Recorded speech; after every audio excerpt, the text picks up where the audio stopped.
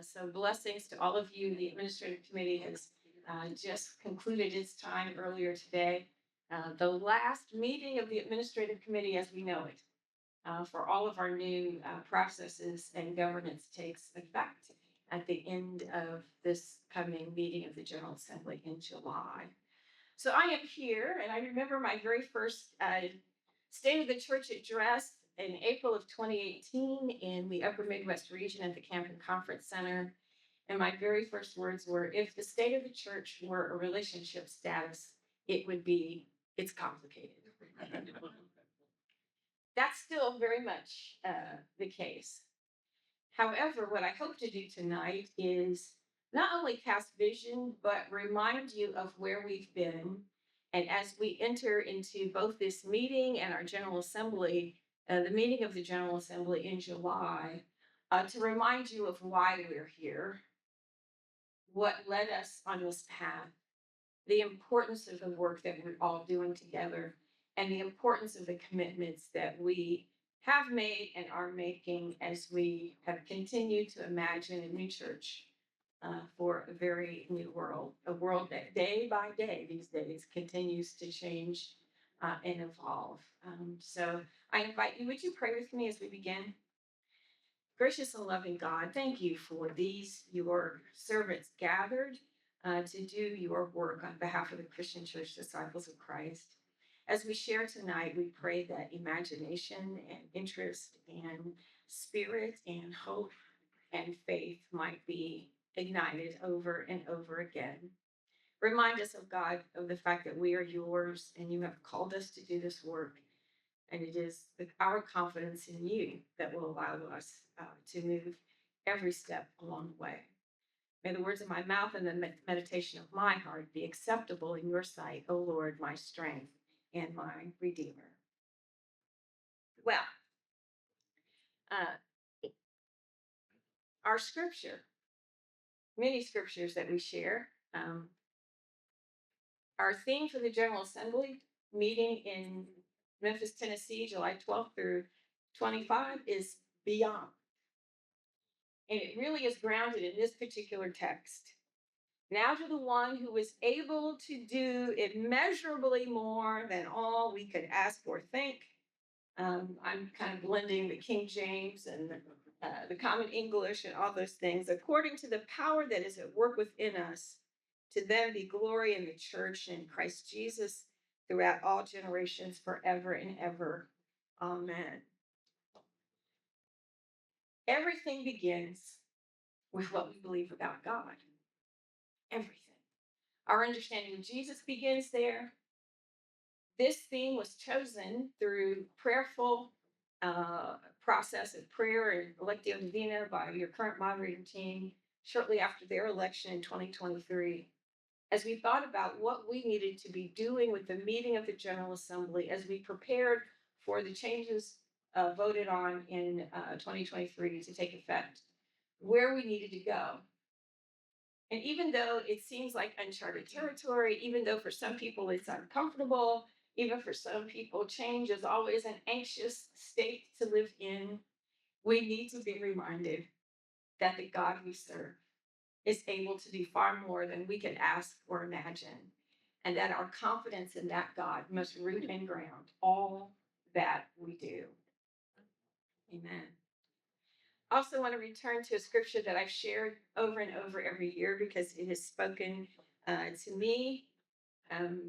When I was on sabbatical back in 2021, I reread, I almost carry Brueggemann's Prophetic Imagination with me. And in the foreword to the 40th edition, he makes a comment about how we need to live inside God's imagination. And he quotes this passage from 1 Corinthians 1. For God's foolishness is wiser than human wisdom. God's weakness is stronger than human strength. But God chose what is foolish in the world to shame the wise. God chose what is weak in the world to shame the strong. No matter what we are trying to do, God's foolishness is better than our wisdom. God's weakness is stronger than our strength. Everything begins with what we believe about God, and our ability to move forward together hand in hand, even in places where we may disagree, must be undergirded by the belief in this God who is bigger and wiser and stronger and more powerful than any one of us. None of us can do this work alone, certainly not on our own strength or our own wisdom. Back in February 2020, I say February 2020, and I like to remind the church of this. I gave the state of the church. We were in Indianapolis, and I introduced this concept of imagining who we must be as a new church in a new world.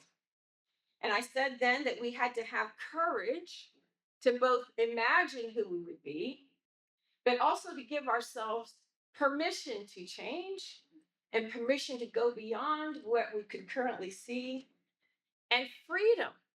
Allow ourselves the freedom to move forward, but also freedom from fear, freedom from the fear of letting go, freedom from the fear of unknown territory, reminding ourselves that our forebears in this church and other movements had had the courage to even imagine the construct that we live in today, and that even in our beloved governance documents, we had already seen the courage that had been exhibited. They had already given us the permission for those infamous words, continued renewal and structural reform. We already have the permission from our forebears to be who we need to be. They knew that they hadn't gotten all the way that they wanted to be in 1969, 68. Dale Fires has expressed some of his own regrets about what didn't happen. Ken T. Garden, certainly. They knew that they hadn't gotten all the way there. And every succeeding generation of our church, every succeeding administration of a general minister and president has tried to get us closer to the things that we said we wanted to be. And we have to continue to have the courage to move in that direction. And we're taking a huge historic step with the approval of General Assembly Resolution 2343. And so you are at the last meeting of the General Board as we know it. It's a historic time. The group that will convene in the fall of 2025 will be living in a new reality and living with new hope. You remember what happened in March of 2020? That new world that I talked about? It landed flat in our laps with no warning and really no preparation. We had to figure it out, didn't we? And we have.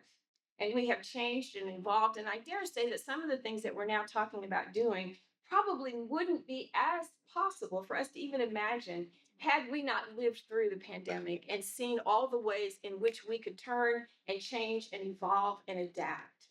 We have learned that we can. And the big lesson is that we can't go back. And we've learned that we must continue to develop the capacity to move and change and grow. Our first vice moderator kept that word courage in front of us in worship during the administrative committee. Courage. Be strong and of a good courage. God says to Joshua, for I am with you wherever you go. Every place that the sole of your foot tread upon, I am with you. So I wanted to remember that we've been on this journey for a while, and these are concepts and visions that we have had to live into. It wasn't just some imagineering that Terri was doing. The need to imagine and reimagine became very real in March of 2020. These words from Walter Brueggemann in our current context have taken on new meaning for me. He talks about the work of the prophet. The prophet, he says, engages in futuring fantasy. The prophet does not ask if the vision can be implemented, for questions of implementation are of no consequence until the vision can be imagined. The imagination must come before the implementation. Our culture is competent to implement almost anything and to imagine almost nothing.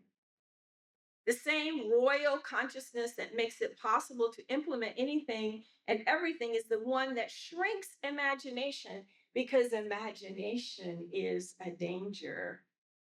Thus, every totalitarian regime is frightened of the artist. And I might add, every institution is afraid of change. It is the vocation of the prophet to keep alive the ministry of imagination, to keep on conjuring and proposing futures alternative to the single one that the king wants to urge as the only thinkable one. Sometimes our own culture says, well, it can only look this way because we're disciples. We're the Indiana region, or I'm from Kentucky, or I'm Black, I'm Hispanic, I'm Asian. This is the only way I can see it. God rejects that. Because God has said, I'm able to do more than you could ever wrap your little brains around. And if you can just believe, as Jesus tells the disciples, all things are possible. Everything begins with what we believe about God. Hold that thought. Everything begins with what we believe about God. Do you believe that God is all powerful, all loving, all knowing? That God is a God of limitless love? That with God all things are possible? Do you believe that because of Christ, we're able to do these things? If you don't, we probably should just adjourn now and go home. If you don't believe in a God of all possibility, I'm not sure what we have to offer the world. Because if all we have to offer is our own human limitations, then we are selling ourselves and our God very short. We want to take us back to the preamble to the design that we continue to share in every town hall that we have had, listening tours that we have done, taking the church back to the words that were the firm theological statement that our forebears put into the design, and highlighting that phrase, we rejoice in God, maker of heaven and earth, and in God's covenant of love, which binds us to God and to one another. Back in the fall of 2019, when the governance committee was first meeting in retreat in Arizona, reading through the preamble as though it were sacred text and asking what the Holy Spirit was saying to us, these were the words that jumped out. It is God's covenant of love that binds us both to God and to one another. Our structure doesn't give us any other anchor. Our structure gives us accountability and some authority in places, both of which we seem to be allergic to in spots. But God's covenant of love, everything we believe must begin with what we believe about God. If we're in covenant with God, that covenant that's established at the table that we celebrate in a way that no other group of Christians celebrates, that covenant is what must undergird our work going forward. I have been excited as I've traveled around the church and preached in different places and worshiped, and people are saying the preamble as part of their worship. I'm used to my home church, Light of the World Christian Church. That's where I learned the preamble. There are many congregations of color where that happens. I'm seeing it more and more in different churches, and I can't explain it. Maybe they were always doing it. Maybe it's just because I'm more sensitized to it, but I'm hearing it more and more being used as part of the litany in worship. So I give thanks to God for that. Let's remember who we are. Our identity statement, crafted by a visionary team under my predecessor, Reverend Dr. Sharon Watkins. We all know this. We've had two different sets of communications consultants that say, your people know these statements. We are, let's say it together with me, we are disciples of Christ, a movement for wholeness in a fragmented world. As part of the one body of Christ, we welcome all to the Lord's table as God has welcomed us. I've said this before and I'll say it again. We don't need any new words. We don't need any new slogans. We simply need to be disciples, the church that we say we are. With that, I want to enter into some conversation about our ministry context today. recognizing that our views of the world and the status of our United States of America, with apologies to our Canadian siblings for being very US centric in these next few minutes. This is the context in which many of us are living. Executive orders. Every day there seems to be a new one. The rescission of the sensitive locations policy. Disciples, you voted, this general board voted unanimously for us to sign on as a plaintiff to a lawsuit, which has been titled the Mennonite Church USA versus Donald Trump and President of the United States. The first hearing on that case happened yesterday morning. We don't yet have any word about a ruling from the judge, but our attorney, who's basically prosecuting this case, told us that the judge had tough questions for both sides. Thursday night at National City, our national church, there was a prayer vigil for representatives from all the organizations who were plaintiffs. There were close to 1,000 people there at National City. Lots of clergy who were part of the representing organizations. I certainly would have been there, but as you know, I needed to be here for our work. So we're really excited that National City was able to host, and Pastor Stephanie Kendall was able to represent us and welcome them to our house and share in that vigil together. So that is moving forward. And everywhere I go, when I say that we are a plaintiff, people are impressed that denominations actually would do this. And I remind you that we did not sign on to that lawsuit to make a formal policy statement on behalf of our congregations. That was not the intent. The intent is to say we must protect the right of all of our congregations to worship and serve and do their work as they choose without interference from governmental authorities in their personal space. People should not be afraid to come and worship with us. People should not be afraid to receive food or clothing or education or daycare or medical services when they're in a religious space. And we were joined by 26 other plaintiffs, including organizations. The Union of Reform Judaism was one of the top Jewish groups that was part of the process. Several conferences at the UCC, the Episcopal Church, and then the Mennonite Church. So we give thanks to God for that. We're still hearing about ICE agents seizing university students on streets without any documentation or any identification. Universities being threatened with an end to federal funding because of anti-Semitic activity, and there is even a discrepancy about what we mean by anti-Semitic. I just read this morning that Harvard's Divinity School has shut down its program, which was looking at interreligious conflict, a really important program looking at Jewish and Muslim conflict. I haven't heard anything from my alma mater, University of Chicago, which has this really strong Jewish studies and Muslim studies program. But organizations are being threatened if they don't adhere to certain definitions. We have seen the impact of some of our largest global partners, Church World Service. Their staff has been gutted almost at 50%, if not more in some cases. Their funding, which is heavily dependent upon federal funding, has really been devastating. USAID, people that we work with and partner with around the world, babies are literally not being fed because that organization has been gutted. There are other key federal programs. There are organizations who are not being paid for services they've already rendered because of this freezing. And despite the actions of courts, the administration is still not adhering. Federal employees are being fired. Reduction in force from everything from the Social Security Administration to the IRS, Department of Justice. Our friends, our neighbors who work for federal agencies all around the country, not just in DC, people are in a state of chaos and uncertainty. Next slide. The major impact to the Centers for Disease Control. Measles was eradicated. Now it's roaring back. Health and Human Services, run by somebody who does not believe in the value of vaccinations, and people are resigning out of scientific difference with facts. The IRS cut 50%.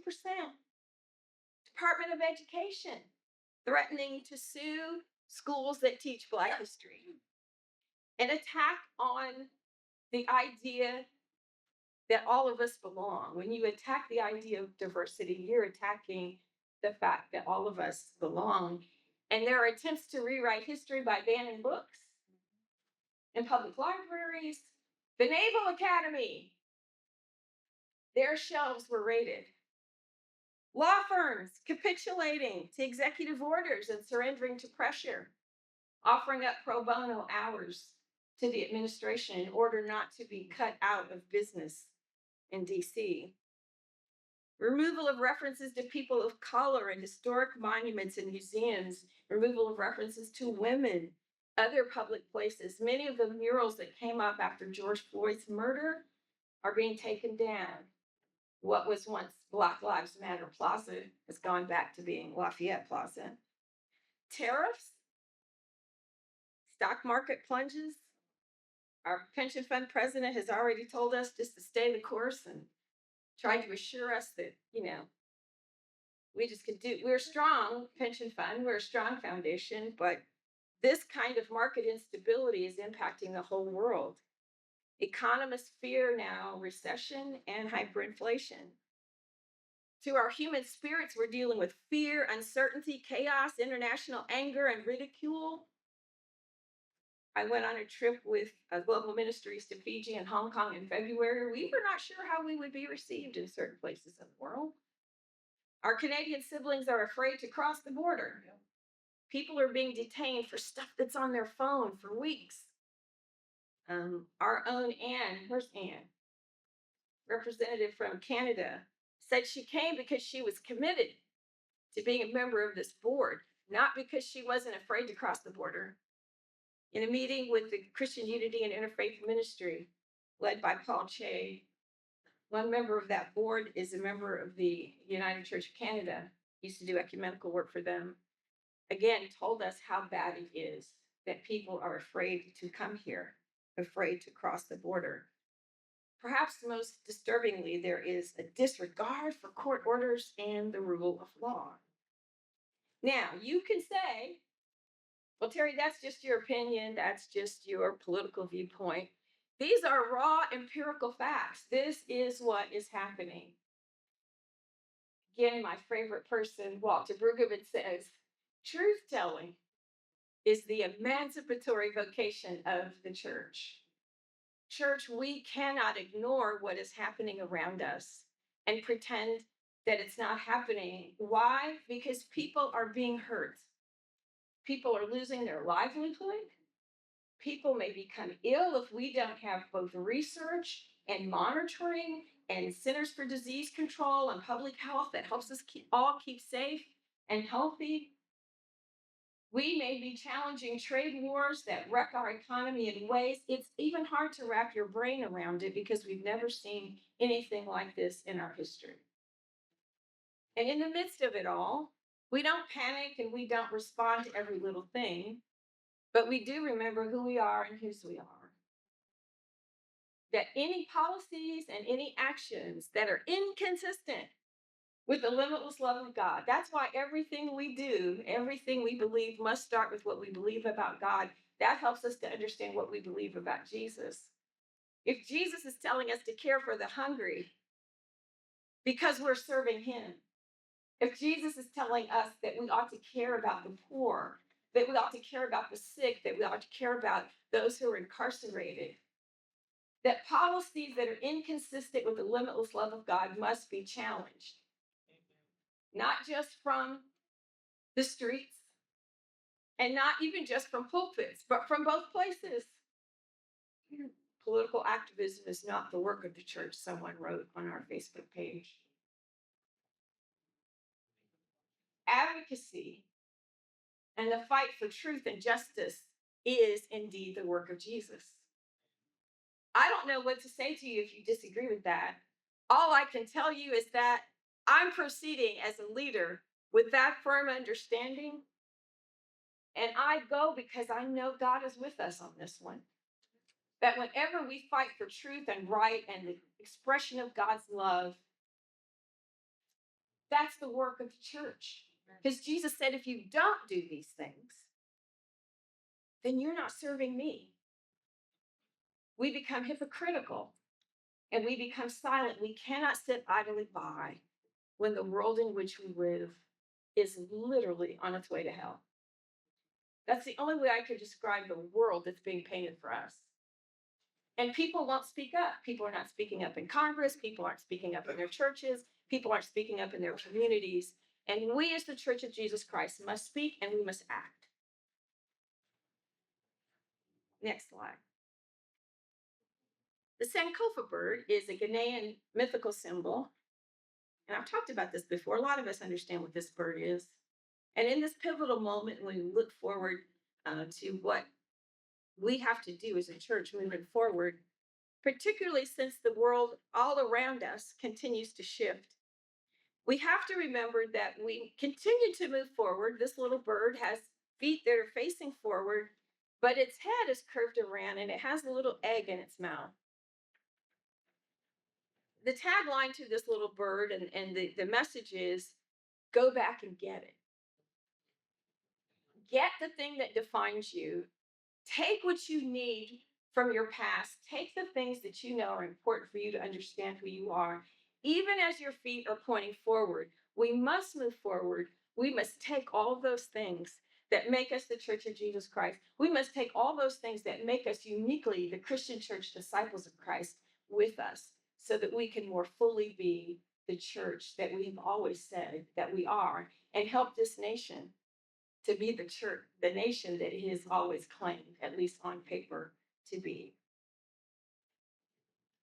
In doing so, as we look at the Covenant Project, which is what we have called our governance work, and doing so because, again, covenant work is not a must do, but a want to, we're at a critical point. We had major conversations last year at General Assembly and at this General Board meeting, and we approved GA 2343.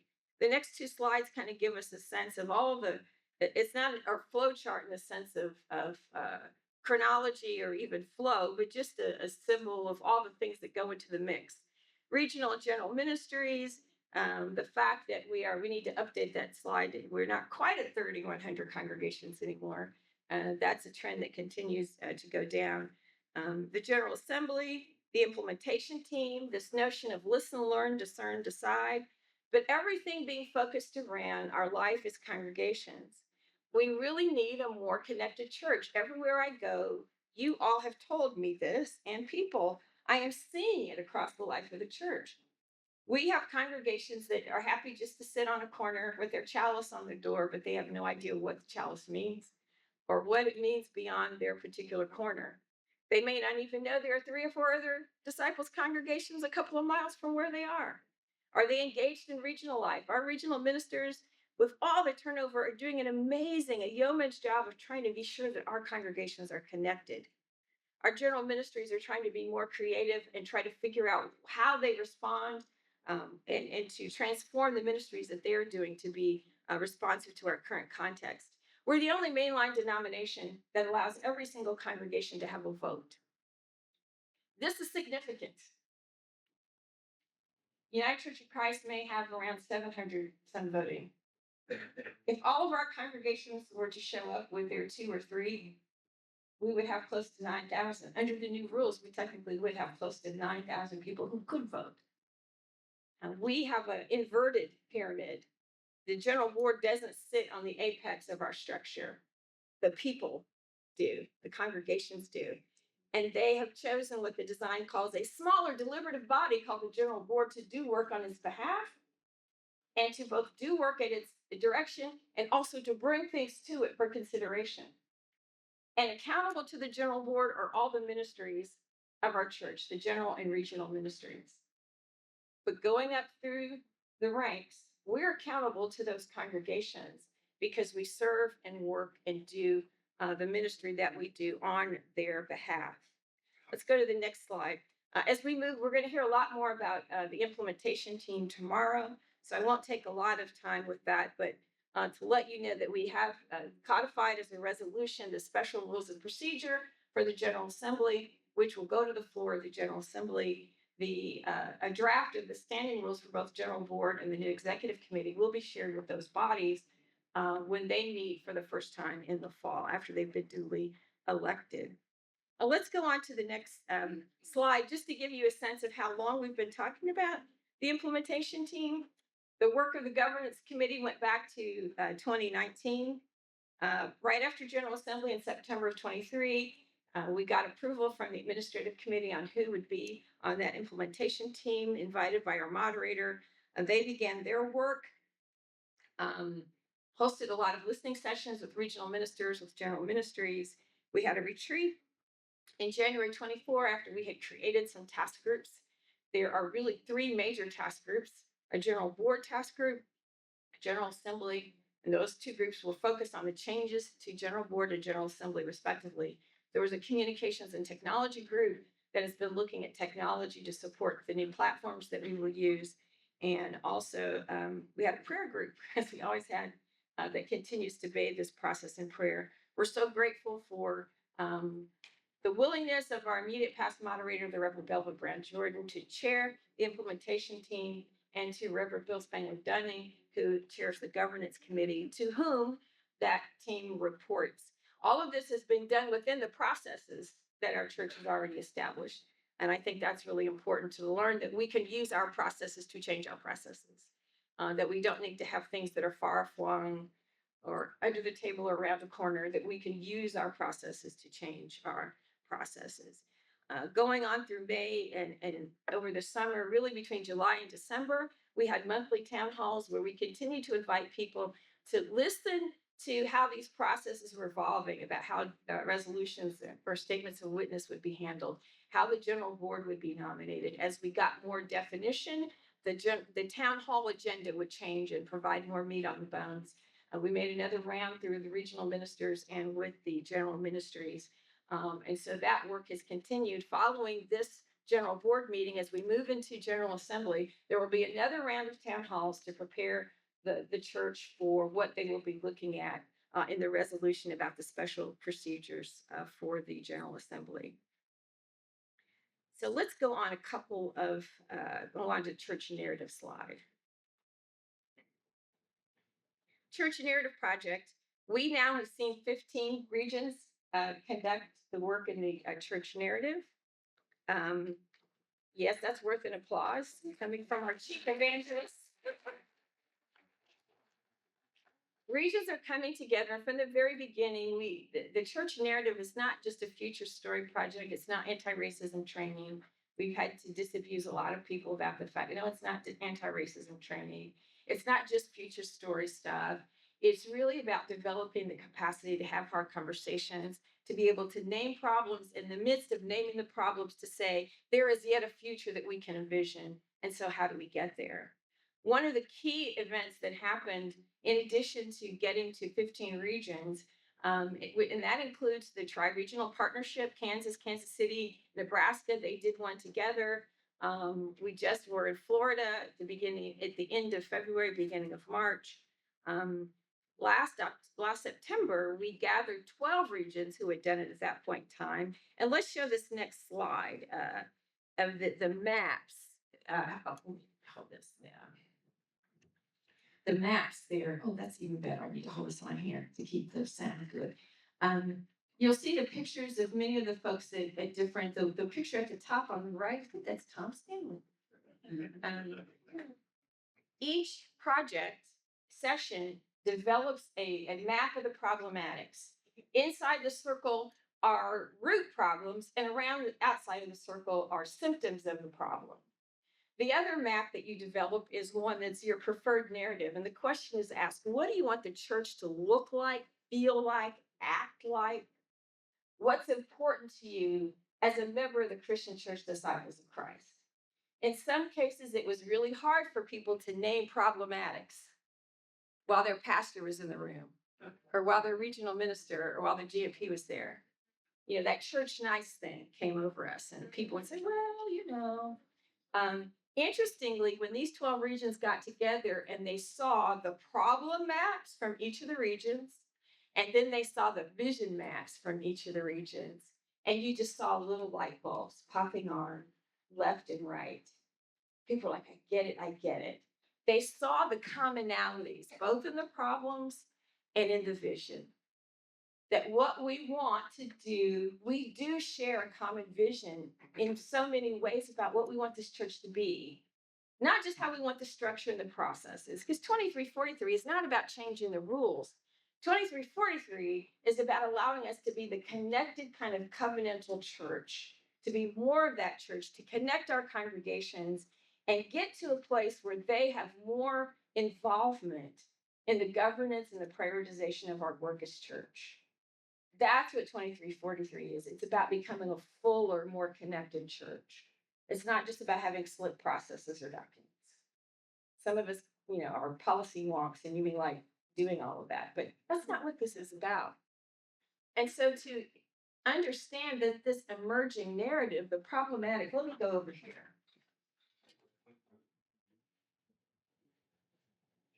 The problematic. The people are not the problem is the problem. This is a key principle that we operate with for the church narrative. We all know that there are problematic people. Randy, not saying that you're the problem. I'm just saying, surely you understand there are problematic people. There are probably people you wish you didn't have to work with, even in the church, right? Right. That's not the reality. Because they're not the problem. There's something else. There's something else that drives people even to be uncollegial or uncooperative or in conflict. There's something underlying that. We say God is nearing our cognitive definition of the disciples of Christ. What the regions are saying is we don't really have a good sense of our identity. We have an indifference to injustice. These were common problems, not just one region. They feel the church has injustice. We're a place for everybody church. What do we mean by that? We're kind of soft. Heteronormativity, a buy-in to a consumer culture. Misunderstanding and a reason and purpose and calling. Covenant has no authority. Bigotry. National governance not aligned with local. These are our regions saying this. The misusing of church, lack of biblical scholarship, stopped following Jesus. Narrative survival ethos, butts and bucks. All we care about is butts in the pews and money. Fear. We're siloed, unclear identity, a frosty church. Patriarchy. We're missing the people being the people of the book. Liberty is greater than accountability. We have a fear of change. That's what's emerged from the common maps. So if you look at the emerging narrative, what has emerged? What do we want the church to feel like? We want commitment. We want a gathering place. We want a clear mission. We want a Bible as a fresh lens. We want collaboration, a sense of need, a sense of, what's that word, Yvonne? On the narrative map. I think it says a sense of needs. Sense of the needs, right. So I thought, kingdom among us, the idea that it's within us, that we can do it. Humility as disciples, compassion. We want to be a church for everybody. We want to be a church of welcome. Jesus. Jesus. We want Jesus to be a part of our church. You get the point here. There are all these things that came from common conversations across 15 different regions, 12 different regions. So the emerging of this narrative is starting to happen. And in that room with representatives from 12 regions, as I said, the light bulbs went on, and we're beginning to be able to kind of document where this is going and hopefully soon be able to craft what's that narrative look like. Remember, David's idea of the narrative is that the narrative is the highway, and our stories are like the cars on the highway. We can let all the cars on, a lot of cars on if we want, but what we can't do is if we don't reconstruct the highway, they can't go anywhere. They can only go where you let them go.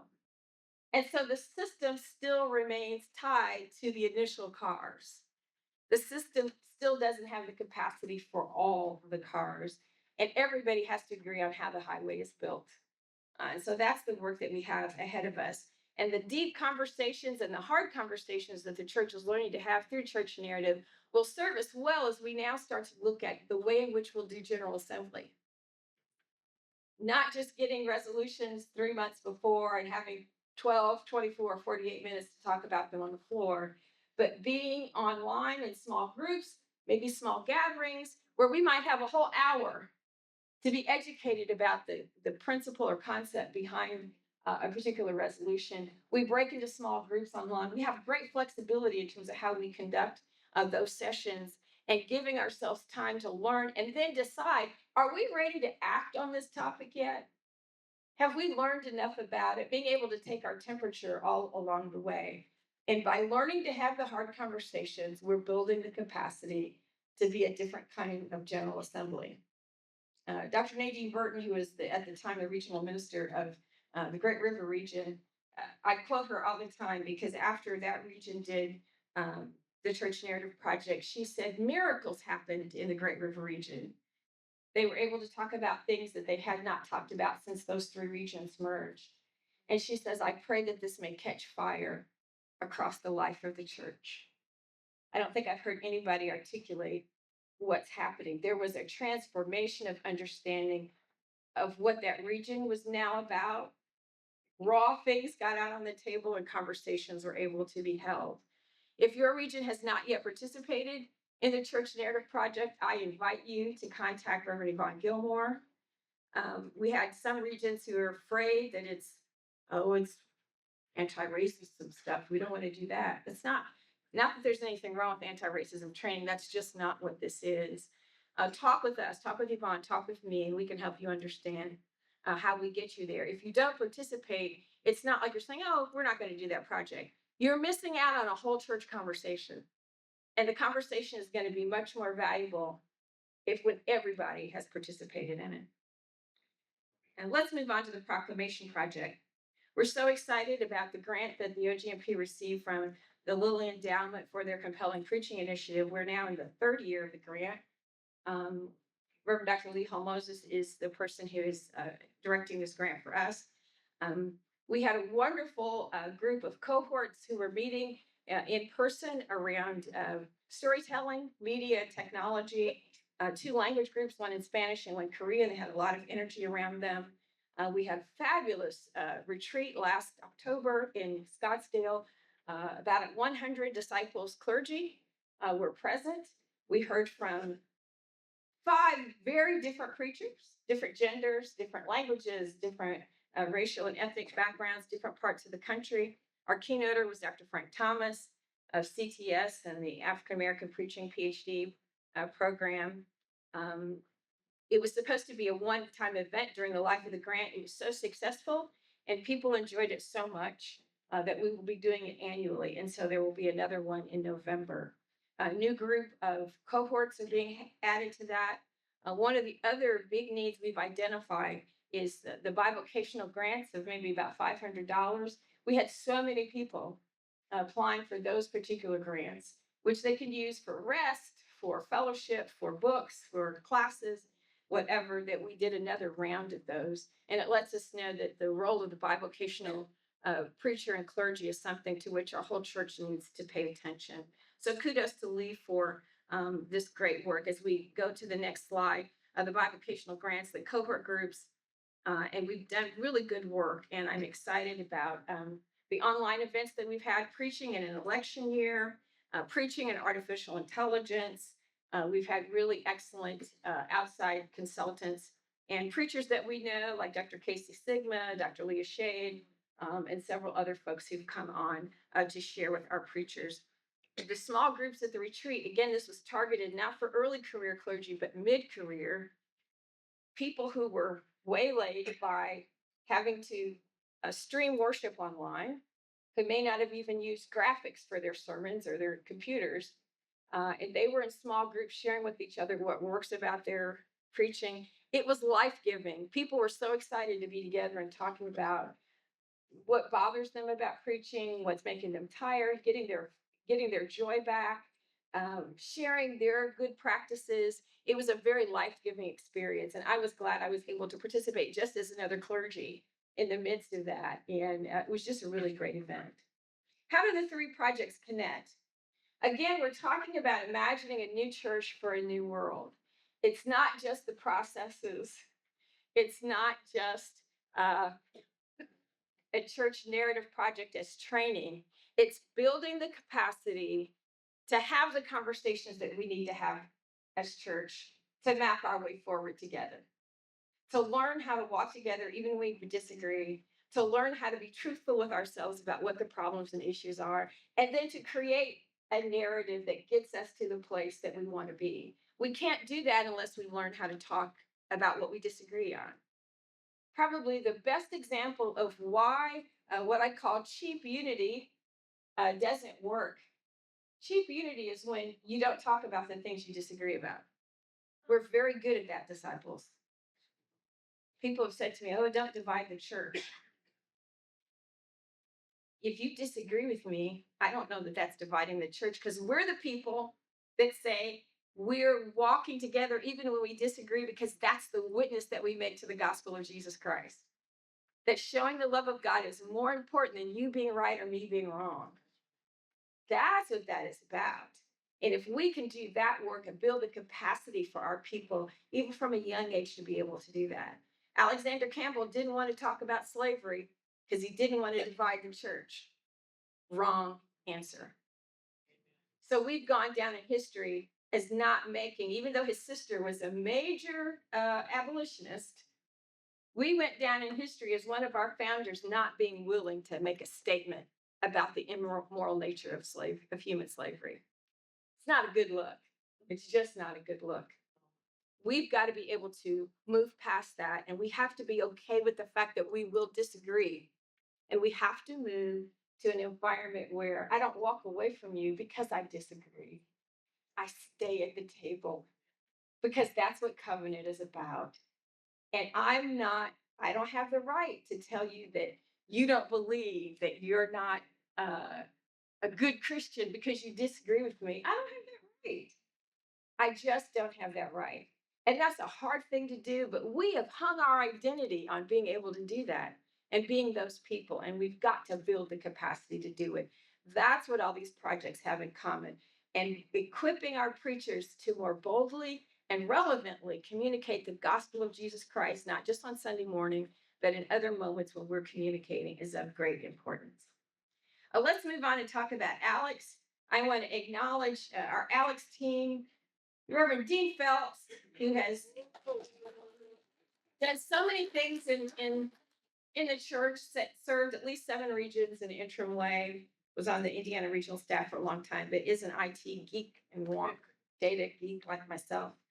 Um, and we have developed this definition of a connected congregation being one that is connected either by submitting the annual yearbook report or giving to some form of disciples outreach. So reporting or giving, hopefully both. Um, One of the things that we have to teach the church about Alex is that it's not just a once a year event. It's set up so that you could continually be adding your data week to week.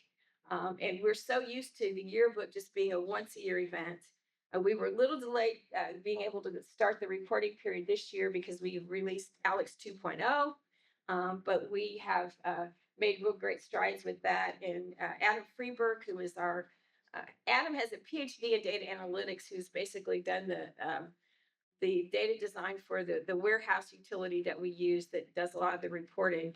He and Dean together, and John Goebel, who manages that piece from from Treasury Services.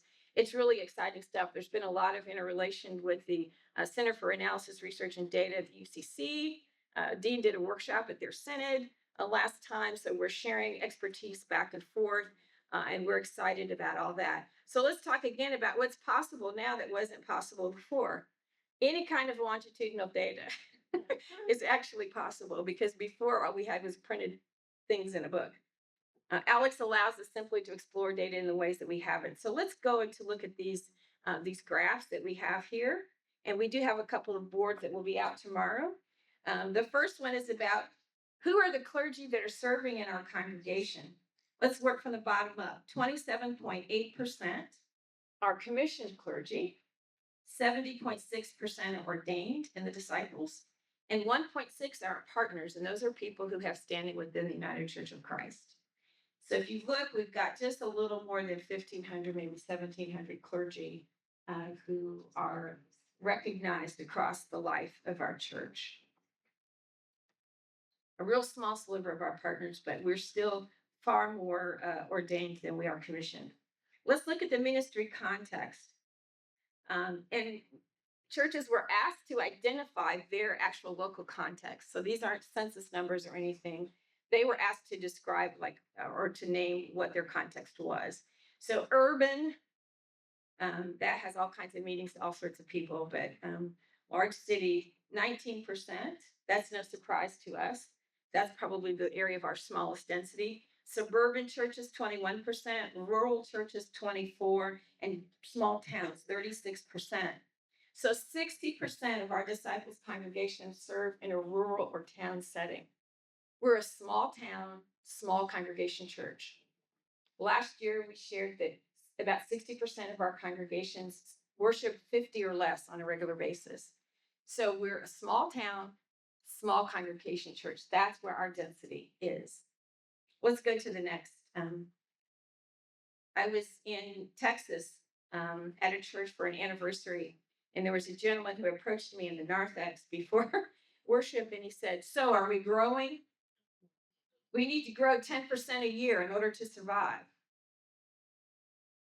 I don't know if that's the answer.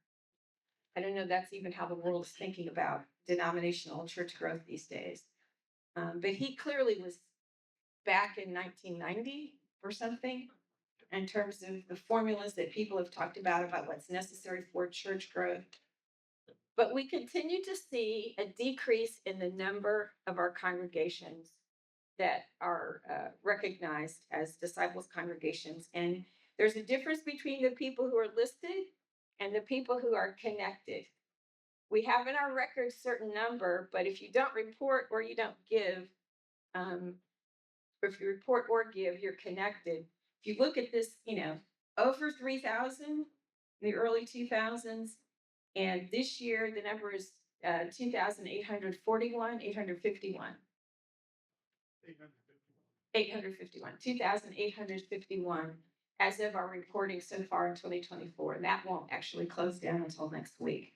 So the top line, the listed churches, that continues to go down. And we can finesse that number as we get more information, be it withdrawals or just, the regional ministers. If a church hasn't reported for 5 years, they can be disaffiliated, or churches they choose to affiliate. There's still a gap between the churches that are listed and the churches that report.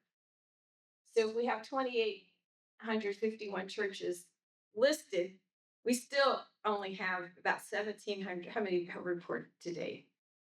To date this year, in between last year and this year, about 1,600. About 1,600. So not quite even half, a little more than half are connected and at least reporting. But not all of those who are reporting are giving.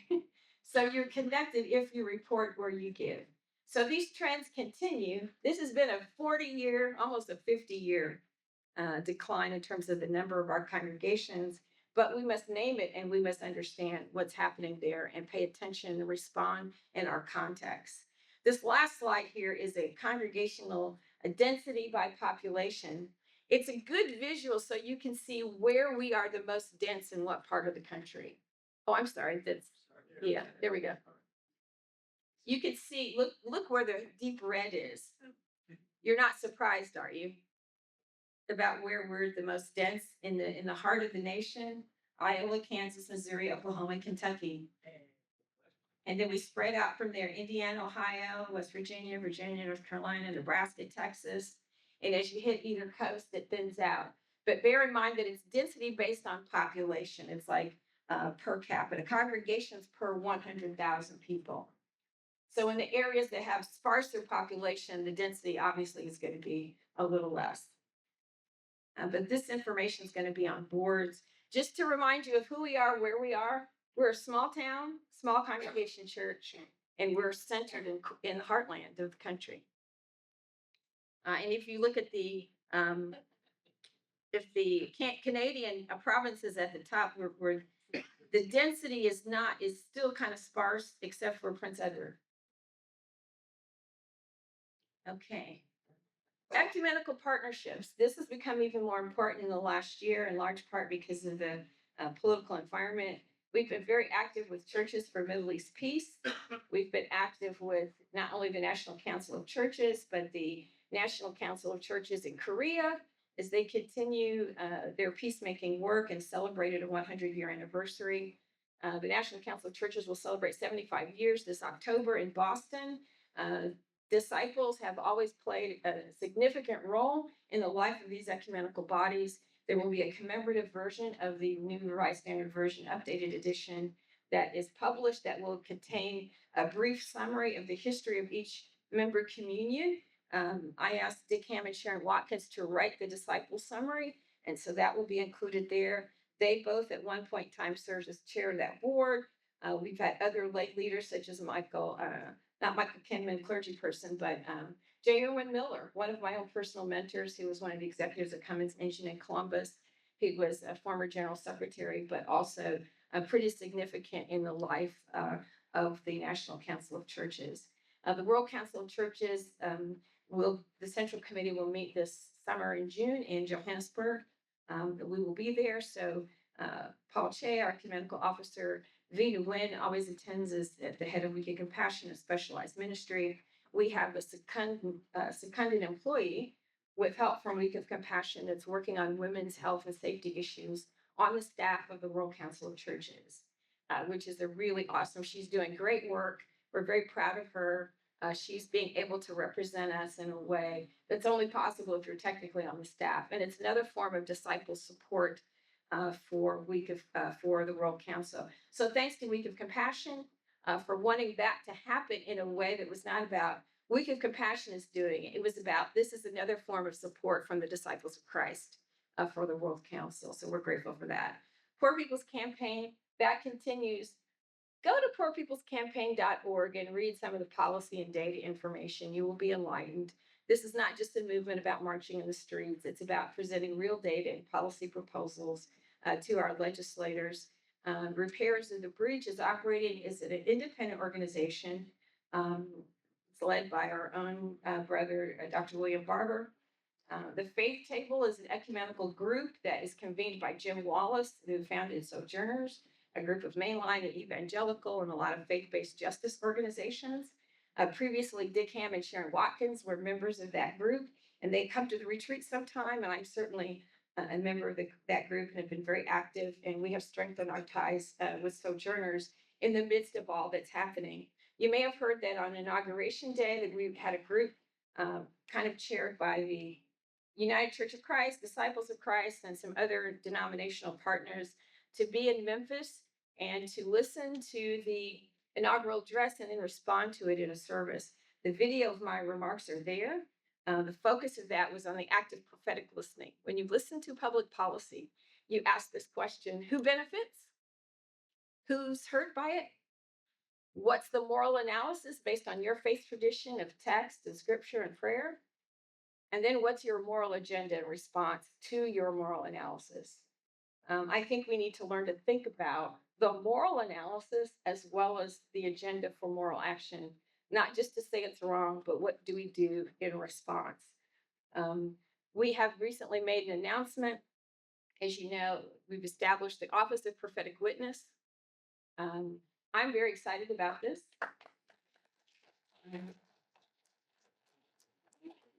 It is really not about William Barber. This is about us creating a capacity. He's sort of a placeholder in our first shot out of the gate. He's willing to do this pro bono.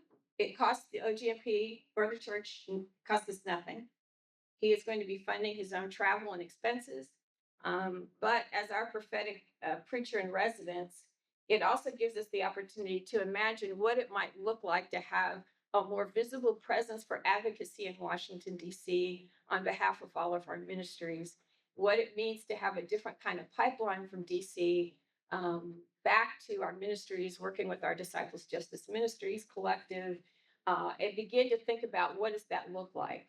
Um, William Barber, a lot of people don't know he's a disciple, but he's a disciple.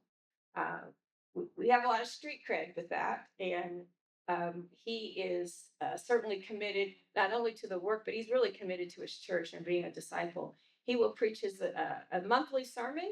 The inaugural one will be on Palm Sunday afternoon. There'll be prayer in front of the Supreme Court, and then a service in the chapel at the Methodist building, which is like right across the street. I plan to be there that weekend, worship with National City on Palm Sunday, and then be part of that service on Sunday. There are Wednesday actions that are taking place, which started last Wednesday. You've seen footage. There are a lot of disciples there. And so we're looking to hopefully also help to amplify the role of our national church. National City is not just a local DC congregation. It was conceived and organized as a witness on behalf of us in the nation's capital. Pastor Stephanie Kendall is very excited about partnering with us. We hosted the prayer vigil. We've hosted lots of things for Poor People's Campaign. Sojourners has done things there. We want to continue not to have the visible presence, but also to remind disciples we need to support that church so that we continue to have that presence, and that it is an important part of our public witness. So lots going on. I know many of you are doing things in your regions. You're showing that.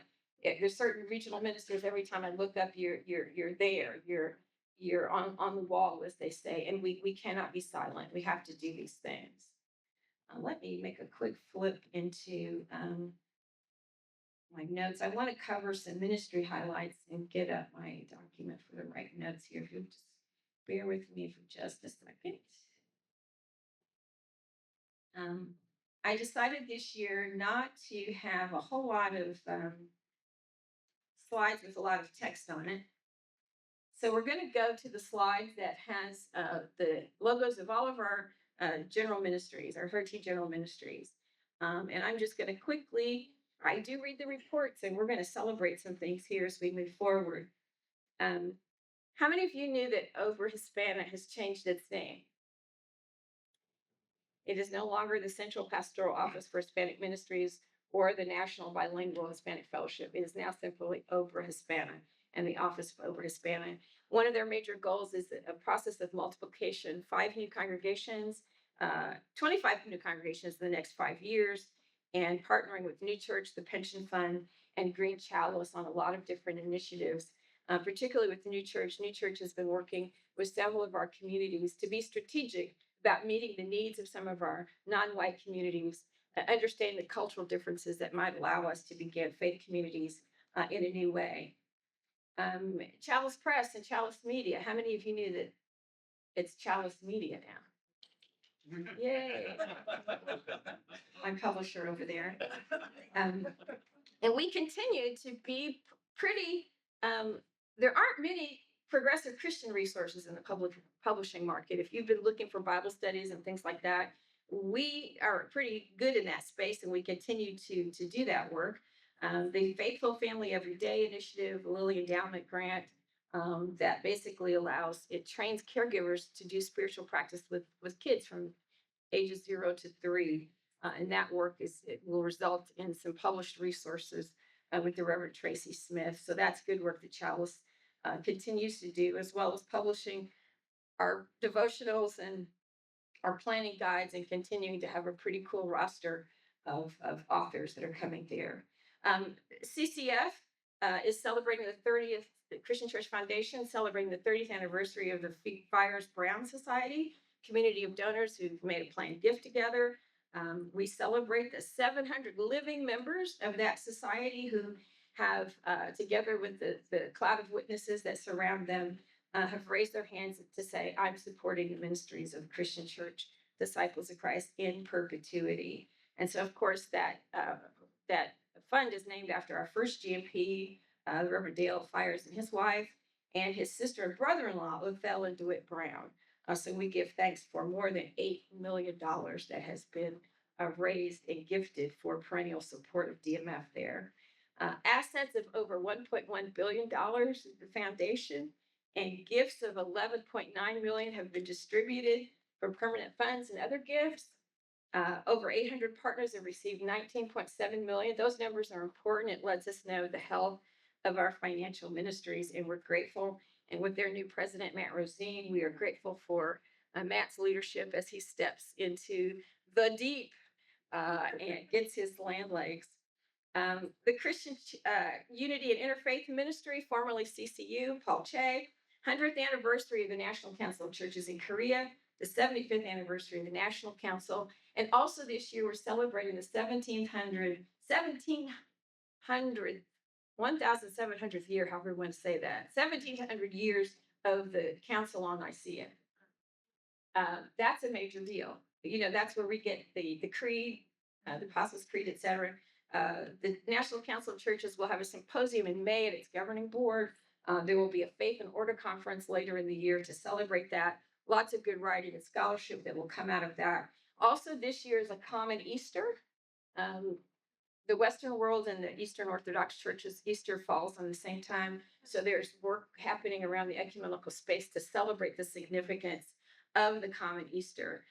Paul has been everywhere, lots of different dialogues that we've been engaged in. Jewish dialogue, a Buddhist dialogue, Hindu, Muslim, the Summit to Counter Anti-Semitism. And listen to this, the Summit to Counter Anti-Semitism, Islamophobia, and related forms of hatred and bias in rural America, led by the Tri-Faith Initiative within the U.S. Department of Agriculture in Omaha. So we're grateful that Paul was there and dealing with a lot of these issues. We continue our dialogues not only with Jewish Christian dialogues through the NCC Disciples Catholic dialogues and our bilateral dialogue with the Evangelical Lutheran Church in America that continues. They will be electing a new presiding bishop this summer. Christian Church Extension Fund, our new interim president and CEO, the Reverend John Powell, we're grateful for him. Continuing their work in partnership in disaster recovery response with Week of Compassion. They're currently working with 14 disciples ministries in the aftermath of tornadoes, floods, etc. Thinking about New Church, that slogan, have you heard this? We are all New Church. And that we need to apply the principles of community organizing as we think about how we build new faith communities. It's not just about plant a church, buy a building. We have to think about those communities in a very different way. And DCEF is in a time of evaluating it's the services that it offers to see do they continue to be relevant to the needs of our congregation. DHM celebrates the Lilly Grant for the Children Worship, Wonder, and Welcome program, $1.25 million, as well as an $800,000 scaling grant through LTS for their Thriving Congregations grant. New staff, Office of Christian Vocation, the settled presence of Lorna Hernandez. We're grateful for her.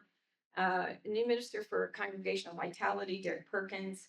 And then the Care Team Initiative, which is creating online tools and downloadable resources, designing resources to affirm and contextualize and provide children's resources that are contextualized to reach all children. Reverend Menagerie Winston is now the settled coordinator for youth and young adults. And so we give thanks for her. DJM, Disciples Justice Ministries, Brian Frederick Gay participates on behalf of DHM. And perhaps most importantly, recently, that the Immigration Council, who sits in DHM, has supported 40 clients, immigration issues. They've been doing webinars and other online education along with OBRA, just doing a lot of important work. October of 24, 150 years of Disciples Women. October of 24, 150 years. Where would we be without the women? They're not only reimagining, but really finding a way to invite younger women to be a part of this ministry. We all have intergenerational issues and needs that we really need to address to ensure that younger people, because we're all young, right? It's just a matter of the younger ones not just coming along to be on the bench, but coming along to take leadership and using their gifts and knowing that they are welcome. And just, I stepped on the crack. Stage, sorry. Younger people knowing that they are welcome and desired as part of the work. Disciples Women participated in the Comanantes border experience in Arizona. Any of you familiar with that project? And so that was a really great experience. Talk to Jay and Week of Compassion about Comanantes if you've not heard about it or experienced it. It's really a worthwhile endeavor.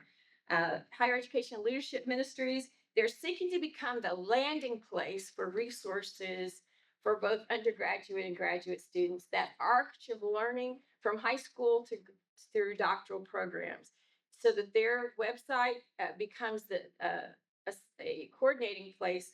If you're a student at any stage of your learning, you could go to the Helm organization and learn about scholarships and other sorts of resources.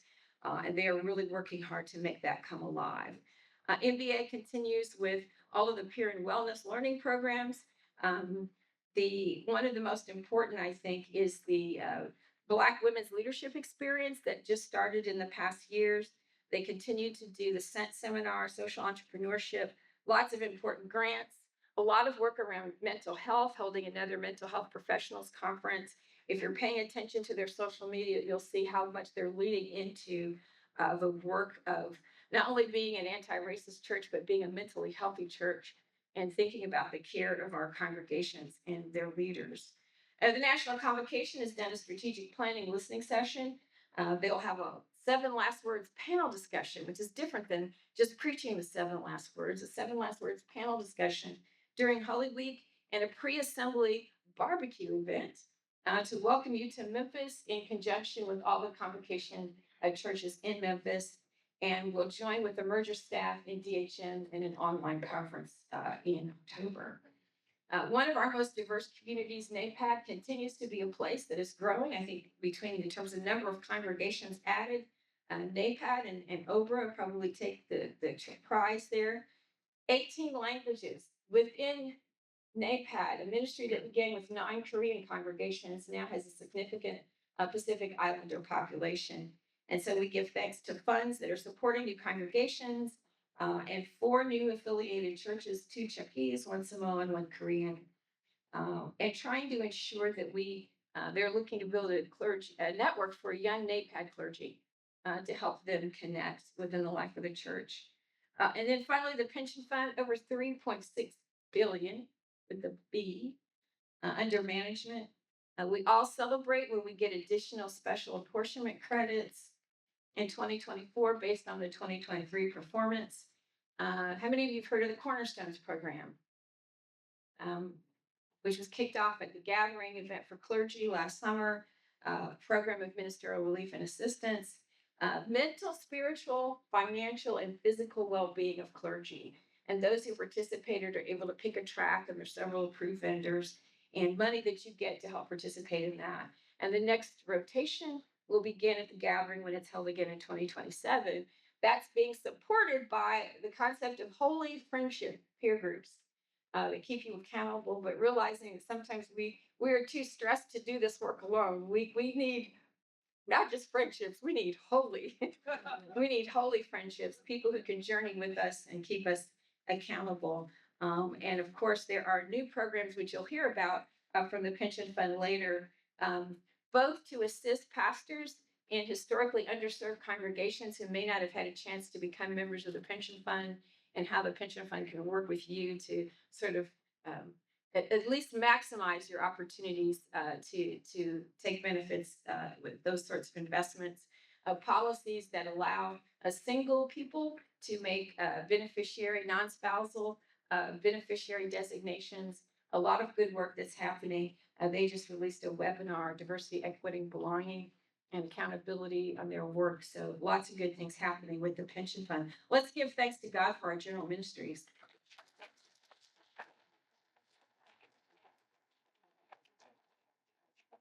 And the last slide is just a map of our church. I want to talk about what's happening in the regions. Regional lines are changing. One of the exciting things that's been going on with, Northern Lights was not a merger. It was the creation of a new region. Do I have that right? Northern Lights people, it was not a merger. They created a new region. They're very exciting. We were able to install Paul Allen last year. If you look at Nebraska, Kansas City, and Kansas, since 2020, the Tri-Regional Partnership has been meeting on a pretty much monthly basis. They attend each other's regional assemblies. I'm at most of their meetings when I can be there. Last year, they did their first Tri-Regional Board Retreat, where all of their boards got together. They're doing it again this summer. They meet regularly and they take advantage of leadership training at the Kansas Leadership Institute and are doing a lot of development work together. The relationships that have been built by primarily online connection has just been phenomenal. And we now see the torch being passed on because none of the original regional ministers who began this are still serving. We lost Chris Morton very suddenly last year. It was really kind of his idea. Bill Spangler Dunning. No, Bill Spangler Dunning is not retired. He better not retire. Bill Rosheim retired last December, and we had Ken Marston and Renee Bridwell, who were there. So those folks have all retired and moved on. So that is still going, which means that it's the work within those boards that's keeping the idea and the desire for the relationships going. So excited about that because they're daring to imagine that regional church could look differently in the ways in which they share and resource one another and the ways in which they learn and grow together and share ideas.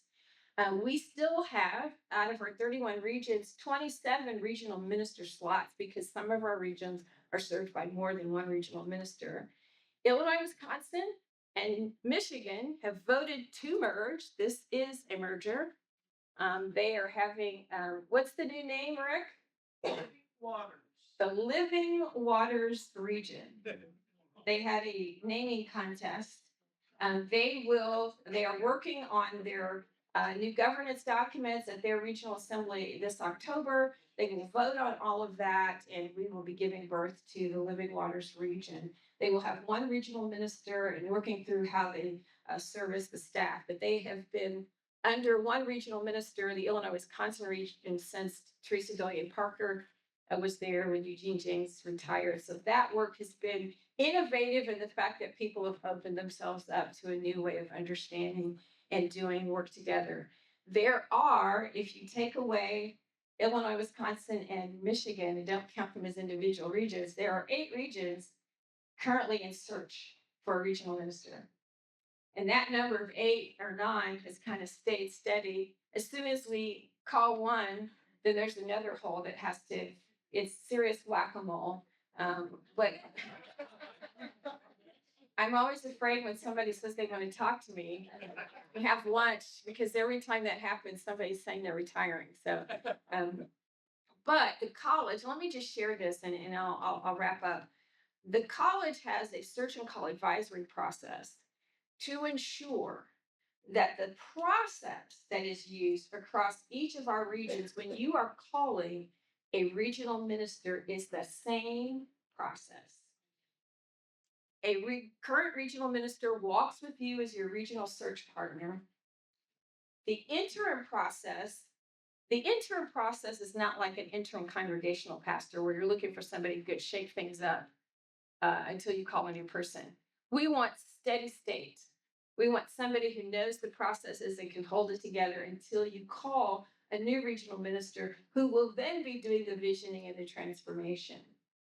When regions have not chosen to take the advice of their regional search partner, it never goes well. It just never goes well. So I do an orientation with each of our search committees to say, this is a covenantal process of the church. You may be feeling a little at sea because you are now looking for a new regional minister, but the church is walking with you through all of this.